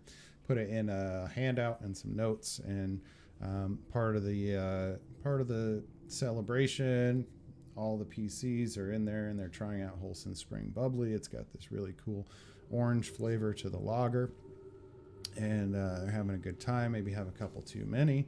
Kobolds start doing the can, and then where something attacks, and then werewolves, and werewolves are like kind of maybe overused. I think were-rats are getting there as far as like used a lot for like thieves guilds and stuff. But how about were-boar, right? Yeah, I don't see a ton of were-boars. At least I haven't. So we're gonna put some were-boars in there. Were-boar. Wow, that's big. Oh, okay. A were-boar attack on the festival, and so we have this little fight, right? So this will be a fight with PCs and the town guard. Also, and maybe if we have any like key NPCs that we think about as we go through this map, we can maybe throw them into the fight so that they get introduced on this camaraderie level with the PCs. They'll have a reason to help the PCs, even if they're not the strongest people. They'll share some information and stuff, and they're just gonna, because nothing will bond you faster than killing a bunch of were-boars at a festival together, right? I mean, that's how people make friends, I think, right? So we'll have this opener, right? And it's a little funny because we got the kobolds doing the can. We got some cool little details with our orange flavored lager in the spring, and it gives us this spring festival feel. Everybody's having fun. We get a nice little attack in there. And during this attack, right, in the aftermath of the attack is when we're going to go start exploring the new world. What is the new world that got created here, right? And that's probably that this magic shop vendor goes missing, right? So this is the vendor's missing. There's no, all the magic items are gone. All the magic items in town are gone now, right? In whatever this town is. This is a special, maybe it's not our main town that the PCs are always going to be in, like a big city or Baldur's Gate. Maybe it's just like a little town that they're visiting specifically for this festival that has kobolds doing the can and this orange flavored lager, and they want to go check it out. Right? So if you wanted to hook into this later, there could be like somebody, when they're in one of their taverns after an adventure or something, somebody could mention how they were at this spring festival in this town last year and how good the beer is, right? And how it's super fun. And then there's also it's the best place to get magic swords in the king, or magic somethings, right? Like, what do your players want? What are they using? Do you have a player that's looking for a new magic longbow or a new magic sword, or God, they really want a new magic shield, right? So maybe this is the guy that has the best magic shields in the area, and might as well go and catch the festivities as well, right? It's just going to be a quick shopping trip. You get some orange lager and enjoy it, and what do you know it? The wereboars attack the festival, come in and kidnap the guy that you just happen to be there to go shopping, and all of his stuff's gone. And as you explore town after the attack, as the PCs explore the town after the attack, they find that this vendor is missing, right? And then our inciting incident is almost implied here, right? Where if they want that stuff, they're gonna have to figure out where has he gone, and where are all these magic items gone, why, who could want them, what could happen. And then as they're exploring, this is where also the exciting incident already happened. The inciting incident could be as they're gathering these clues, right? So this could be clues from like NPCs from fight, as to like recent events, right? With wereboars and thievery in the town, right? So we had, I think even in our brainstorming, we had some stuff in our strange bedfellows with like a thieves guild and nobles, right? So maybe there's something in here where there's nobles employing the wereboars and the thieves guild to like steal magic items from the town, and maybe even this Death Kiss Beholder has some of them under like some sort of spell, or it's part of their devious plot somehow, right? And we're going to try and explore that as we go here. I need to make some like smaller stuff, and I just don't want to make it too hard for you guys to read, so I may end up doing it as a handout for each of these, right? But we know our vendor's missing. We need to come up with a name for our vendor, a personality, what they usually sell, and then who these NPCs are. So, it'd be good to have a couple NPCs, and this is where if I'm on paper, I'll probably like draw a line over the little blank circle, and it just says like NPC from fight 1, NPC from fight 2, NPC from fight 3. Like maybe I want, cool thing to do is not necessarily always in threes, but use prime numbers. For some reason, they're more aesthetically pleasing to people. Like if you're going to put a number of things on a shelf, people like to see 1 or 2 or 3 or 5 or 7 or 11. People like prime numbers. It looks more pleasing. And for some reason that works in situations like this too, right? So maybe for the NPCs that are in the fight with the town's guard, we're going to pick a low prime number because I don't want to come up with 7 NPCs for that, but and I've already got one for the magic vendor, so maybe I have 2 different NPCs that we can get clues from, just because I'm going to be lazy and not give them 3. maybe there'll be a third one later that gives an alternate story plot or something, right? So as far as who, we're going to sort of try and think about who do we want those NPCs to be, right? And again, I mean, we can go back to our brainstorming. We had a bunch of cool stuff. So we want two. Maybe one of them is a halfling and the other one is a giant of some sort. Like, why not, right? I mean, giants don't always have to be bad guys. So maybe in the fight, we have, and I'm just going to throw them over here. We have a halfling, and now we got a giant. And I'm guessing this isn't like the biggest giant, right? It could be a furbolg, yeah. Could definitely be a furbolg. Furbolgs are related to giants, or I mean, at most, like, it's probably not like a storm. Like, I mean, if you've seen D&D, and you don't have to stick completely to like 100% to what the monster manual says, but if you see like the size of D&D giants, I saw a picture here that shows like all the relative sizes. I mean, some of these are pretty big, right? Storm giant in at like 26 feet, but even your hill giant is coming in at 16 feet, and they're kind of like the hokey dokey. But maybe you want to have like a local stone giant, right? And you could do that because we're out in the town. This town's like away from the city, so he's definitely gonna attract attention, right? But maybe he comes down for this festival in the spring, and stone giants do like, I don't know, stone giant things. He makes statues or something. Who knows? Could be a good guy stone giant. Could be bad.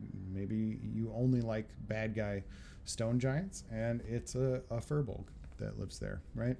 I kind of like our stone giant. I mean, he's going to be this big tall guy that comes in the spring festival and has a good relationship with the town. Like maybe the town trades with him and supplies him with sheep or something every spring, and in exchange he sets up like a giant stone fairy ring in the town for this festival. Everybody has a good time, gets drunk.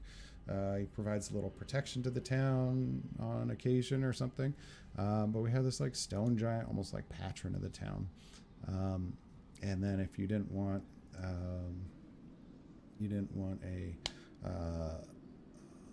an actual monster, we use furbolg. And maybe looking at it now, we go, well, okay, if this town has a stone giant that sort of looks out for them, then what's the CR of a stone giant? Because why wouldn't the stone giant just go do all the stuff? Because they're only CR 7 and they'll get their butt kicked, right? But all of our party is like CR 10, right? And so they're as a whole, CR 10. So they're like probably stronger than a stone giant, I would think at this point. So he may be almost like a tag along, right, to the party, where he can help them a little bit, give them some knowledge of the town, and maybe he knows of this abandoned beholder stronghold that we made on Don John, right? And I kind of like it because he's not super overpower of the PCs, so he can help out, and maybe he's a craftsman, right? He's a shepherd that comes and sets up these fairy stones. So he's not necessarily like a stone giant warrior, right? He's like a stone giant craftsman. So we'll make this a stone giant craftsman, right? And you can see, like, even here we're at a very high level of our plot. And am I coming across a little quiet? I can definitely turn up my volume if you need to. I just thought I had it. No, I could probably turn up my gain a little bit if it helps, and maybe that'll help a little bit. Or I could just speak up. Okay, cool. I just got a message. Somebody was having problems hearing me, so make sure that hopefully that helps. And we're good. But yeah, you can see even at this high level, just by having this map, and I'm not afraid to just throw stuff on here. Again, I usually do this on paper. Just come up with ideas, right? Scratch them out, add to them, whatever. We got this cool stone giant craftsman who looks out for the town, sets up the fairy ring for, like a Stonehenge for this festival. We've invented so much stuff today. He looks out for the town. He's going to give us the clue for our donjon, right? Our dungeon as the Beholder Stronghold. That's going to be one of the things that he's noticed in his travels, right? So you just got done fighting these wereboars, and he goes, I've seen this activity up on the hill at the abandoned Beholder Stronghold. It's a good 20 miles away from here, but this is the closest town to it, right? And maybe he doesn't know anything about the Beholder Stronghold itself. He just knows that there's like this stronghold there, right? And he's seen this activity. He's noticed it, some of his sheep going missing and stuff like that, right? And so we know that when we're going to go build this guy out later as we get more specific. And that's some of the clues we're going to give, right? So we'll just make a note real quick of some of the clues that we give. Maybe in like a 32 over here. Clues, stronghold, location, maybe, and activity recently. And I mean, that's pretty blunt, right? That's pretty ham-fisted, just going, oh yeah, by the way, I've seen these guys recently up by this place. Let's go find them. We may be like a little railroady there, but hey, whatever. As we develop him in more detail, maybe this is ultimately the information that he has that's helpful to the PCs, but we can give him some quirky personalities that make it so they have to work to get it a little bit. And maybe this is that one of those challenges, right, that we saw in the 5-room dungeon, like kind of an RP challenge to get this guy on your side. Like you just fought with him, but he's a shepherd, and it might be funny if the catalyst for the wereboar attack is the amount of pork served at the festival and bacon. I mean, that could definitely be like part of the part of it, right? It could be like and maybe that's even like a red herring too, right? Is somebody's like, oh, they're here because of all the bacon. And then they have to get to know somebody else. Maybe they have to get to know this halfling and get his clue to realize that maybe there's this link. So who is this halfling? Because what we need here, right? What are we missing? We're missing the links to get up to the Death-Kissed Beholder. And we have, what we do have is we have wereboars. And I'm going to put the wereboars up here because they're just somewhere and it doesn't matter. They're just somewhere between the end of our adventure or the climax of our adventure, this Death-Kissed Beholder. We have wereboars. And so there's some link here. And maybe this is even like a local link, or maybe they're not directly related to the Death-Kissed Beholder, right? So maybe we don't even need to put them directly there because some of the other things that we wanted to include, right, are nobles, and we also want some Thieves Guild in here, right? And maybe we can even bring some more wares in here, some more lycanthropes that maybe there's some were rats in the Thieves Guild, which is a pretty common thing. And maybe here, because we're out in the country, maybe it's not even a Thieves Guild, maybe it's a Bandits Guild. And I kind of like that. Like maybe, because Thieves Guild, every town has a Thieves Guild, right? But this town has a problem with a Bandits Guild of wereboars, and usually they're just bandits. But in this case, the Bandits Guild, I think it's going to have something to do with the nobles here. I really like having, let's look at the Death Kiss again and see what like kind of his powers are, and I want to see if it inspires me a little bit, and we can always change this around a little bit. So he's got like a lightning, hellish rebuke type of thing. He's got a multi-attack. He's got some blood drain. And this is very vampiric, right? Very vampiric. Some of the things, simple tactics, lacks combat finesse and intelligence of a beholder. So it's going to be pretty straightforward. What does it want? Why? Why is this Death Kiss Beholder doing this stuff? One of the things we need to keep an eye out as we're going all this way, we want to think of our whys, and I do like to fill those in here too, right? You could connect the nobles to the underworld, where one is a lycanthrope and secretly funds the brigands to keep the money flowing their way. Yeah, and I like that. And I like that the Bandits Guild is tied to the nobles, right? So maybe it's a merchant noble, right? So maybe it's not actually a noble. It's somebody trying to become a noble, right? Someone trying to become a noble. He's trying to become a nobles, and this is a merchant, and he's trying to get this monopoly, right? And we'll just put a smaller note in here, maybe in like 32, so you guys can still read it.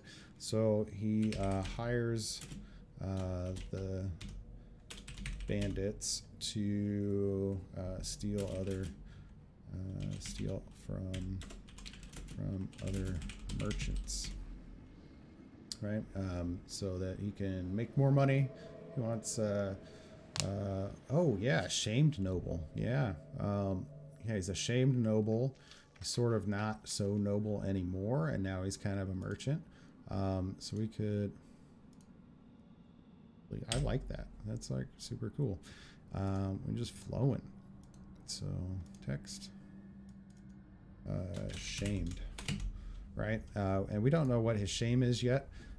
From the big city, his shame, maybe the shame is linked to the Death Beholder, right? The Death Kiss Beholder. But we know that he's going to hire the bandits to steal from other merchants, and they're kind of his bruisers, right? Like, so it turns out that this shamed noble from the big city moved out here. He's a merchant now, and he utilizes this Werebore Bandit Guild to help him make extra money by stealing from the other merchants, like, stealing convoys and stuff. Maybe the trade route goes pretty close to where this is, and that was like their that's their base, is where that stronghold is, right? And so we do have a stronghold here in our donjon, and then I kind of want to do something like vampiric with this Death Kiss Beholder, and it's not going to affect. Like, I want to do it in a vampire way, and do it in a way that it allows us, because we have all this freedom, right? We're the DM, and we can make cool shit because it's cool, right? Like, I'll probably make a Were Aardvark because I think it's funny.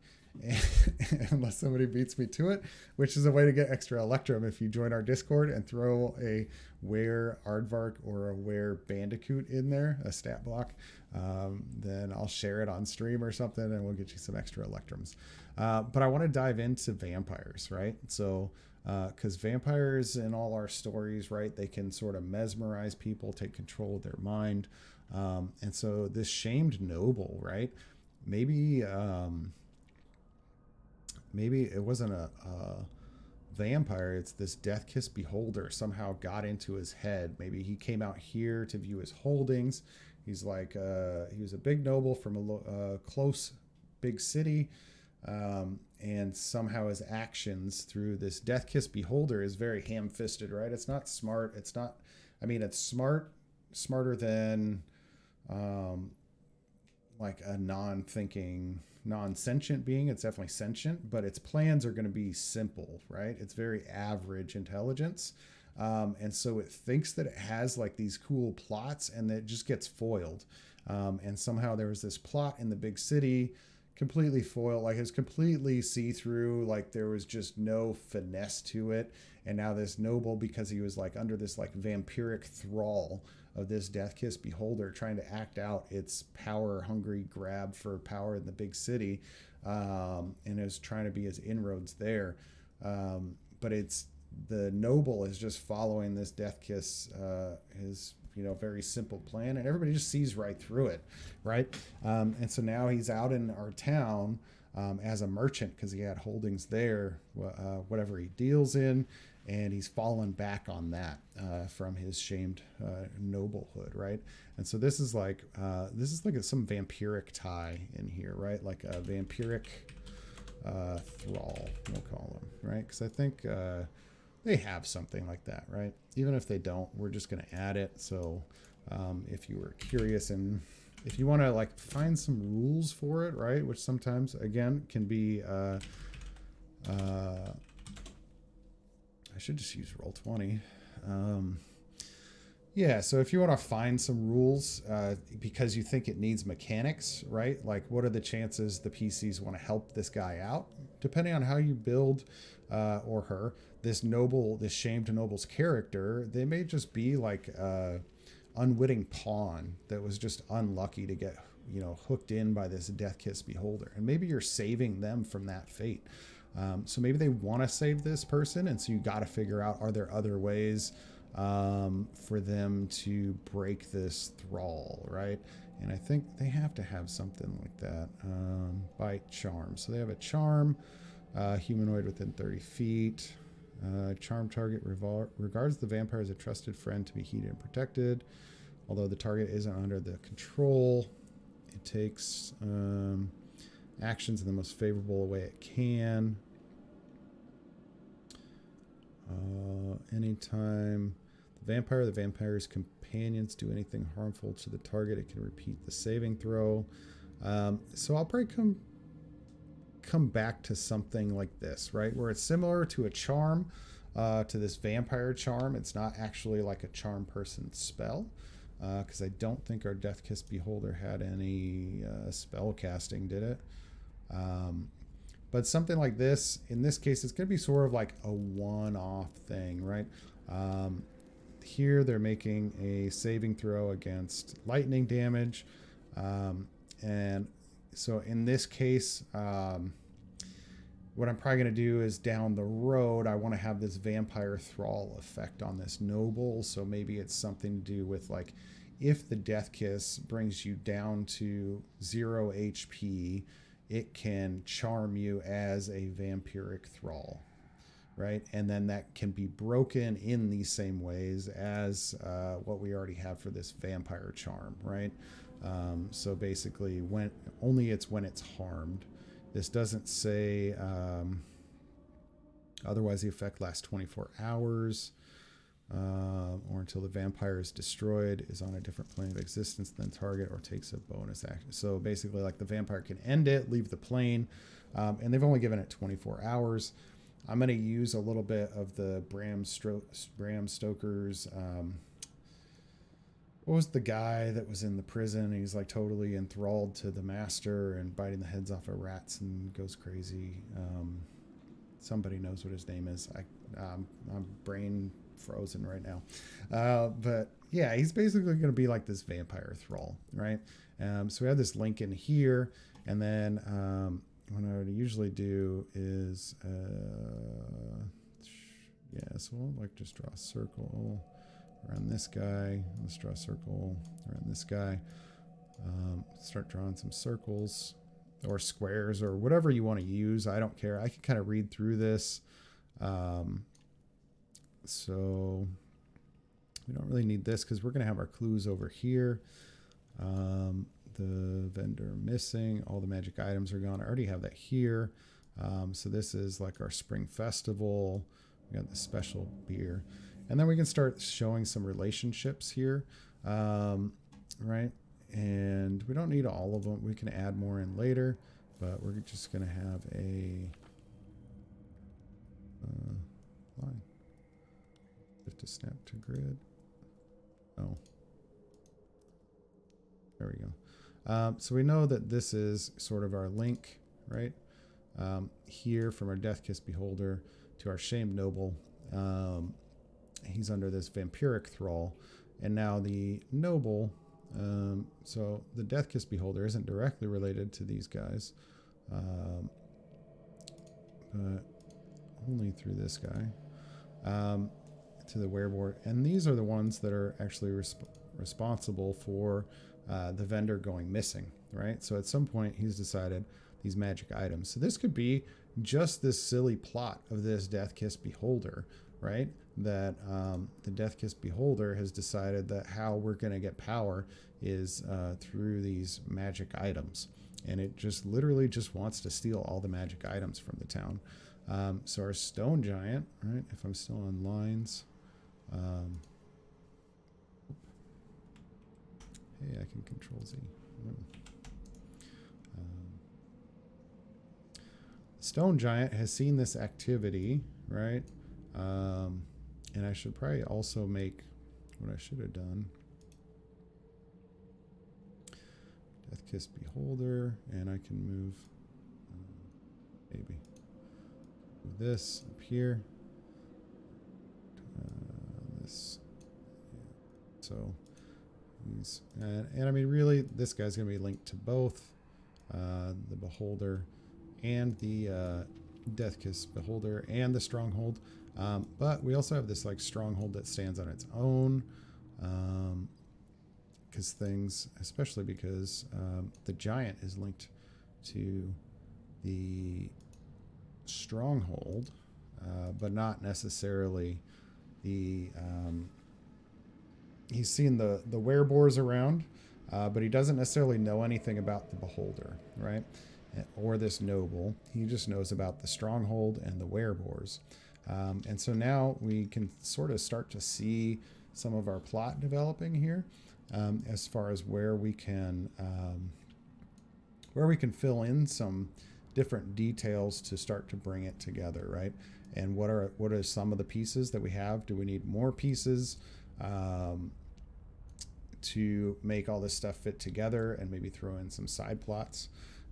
Maybe there's a side plot going to the big city and figuring more stuff out about this noble. And what where this link comes from. But the piece that we have right now is our halfling.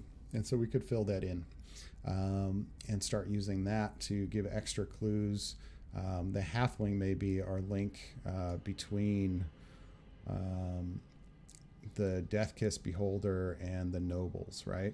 Or at least to the Stronghold and the Death Kiss Beholder. Maybe he's... maybe our halfling, even though he was fighting, maybe he's like a historian, right? And he's been in town studying Beholder ruins, right? And there used to be this Beholder stronghold. He knows where it is since you mentioned it. And this is the story of that Beholder stronghold and how there used to be this Beholder there. And then it was overrun by wereboars that kicked him out. And maybe it knows something about this Death Kiss Beholder living up there, right?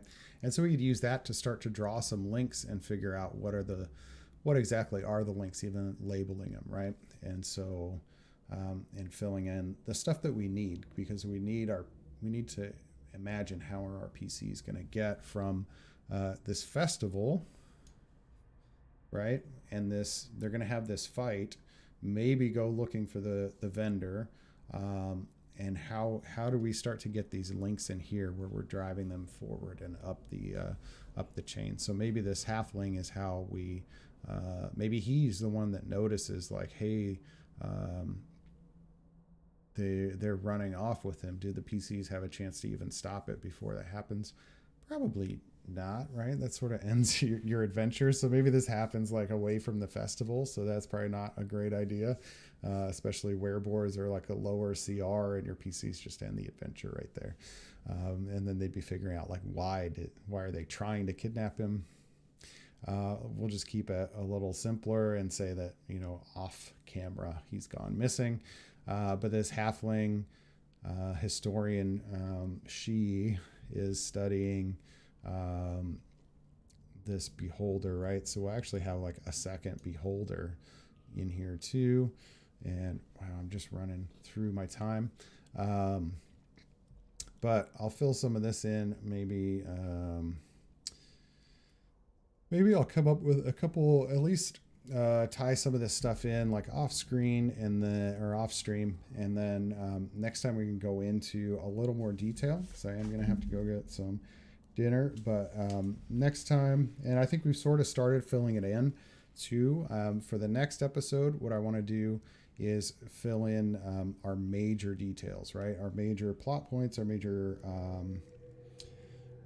the key details, the villains and enemies, locations, and the NPCs, right? And that's what we're kind of starting to get into right now. So this is probably actually a really good place to stop, because I can pick this up next time and get into like, who is our halfling? We've gone a little bit into who is our stone giant. We can get way more in depth into where this Death Kiss beholder comes from, right? And they came from some beholder before that too, right? So we need to answer these questions so that this is all going to make sense for our PCs as far as why.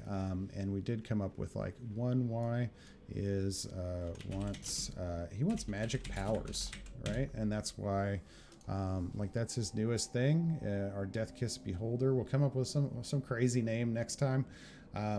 So if you're going to be joining us on Monday night at 6 p.m. Eastern, whichever time that ends up for you, I'll be picking this up where we'll go into the major details of this adventure, right? We kind of have a little bit of this plot laid out. We went over how to brainstorm, got a lot of great ideas on that. So there's a lot of brainstorming tools in this episode, going through the 5-room dungeon and the Unbreakable Kimmy Schmidt dungeon, which is what we're trying to use here, right? And so next time we'll pick this up and go through our major plot points, our major locations, like our stronghold, detail it out a little bit. Who was the original beholder, maybe get some history in there. Who is this mysterious halfling that is going to link us to maybe this noble or the original beholder, right? If they're like this beholder historian. And we can get some more details on our inciting incidents. We know how the beer tastes. We came up with this whole festival. This is super fun. I hope are you guys having a good time with some of the craziness that's going on here? I really hope you are, and that you're enjoying it in chat, collecting your Electrum. And I'll just put this out there before I'm going to go ahead and end stream here in just a second. So if you want to stock up on some extra Electrum, throw like any of your favorite emotes in chat. We're trying to get our emotes here. For this channel, I think we need like 11 more followers. So if you haven't done it yet, hit the follow button on Twitch and just throw any of your favorite emotes that you currently have in the chat. And I'll give you guys about a minute to do that. And then I'll hand out some more Electrum to everybody that has chatted within the last couple minutes. While we're getting ready, and I might see who is on right now, if there's somebody we can raid. Maybe there's somebody on a D&D channel. I'm not sure. How do I raid people from Stream Elements? How do I? Yeah, that's something. I may not know how to do it. I may not know how to do a raid. I'm pretty sure it's super easy from like the Twitch itself to go do a raid, but I'm really not sure. And I don't see like Nagasaki on or Gamma or Laz, like they're just not streaming yet. So I think we'll just call it a good evening there. Or wherever you're from. Good morning, good evening, good night. But in general, just a happy new year. Thank you for tuning in this first episode. I know it's a little, maybe not I don't know what you're used to as far as like how to throw an adventure, but it's been super fun in here, like just brainstorming and trying to put this adventure. Again, I'll be picking this up again on Monday night, 6 p.m. Eastern. and bringing you another episode. And the next thing that we're going to focus on is these major characters, villains, NPCs, major locations, and major events of our little adventure that we're throwing together for DnD5e. So thanks again for joining us. Make sure to hit the follow and look out for stuff on Twitter as well. I'll throw up our socials link here. You can also join our Discord if you are so inclined to. That did not come out very good. I'm going to have to fix that command. All right. Yeah, but you can jump into our Discord and submit that Where Aardvark or the Where Bandicoot. If I come up with it before the end of this adventure, we may actually throw it in as like a monster in here, maybe as a little special if I have time or an extra day to stream or something. Maybe I'll go about like how to build an actual like creature, and we'll do an episode for that. But this has been super fun. The major plot points, plot thickens. Again, anyone can be a DM. I want everybody to feel empowered to get behind that DM screen and start putting together your own crazy adventures like this. And I hope that you join us in Discord and share some of the stories about like the crazy ideas that you come up with. So please do that. Get into our Discord, say hello, say, hey, Danger Myke, I came up with these crazy ideas because I was watching your brainstorming. And let me know what you came up with. Until then, everybody, be healthy and safe, and Happy New Year. We love you. Thanks for joining.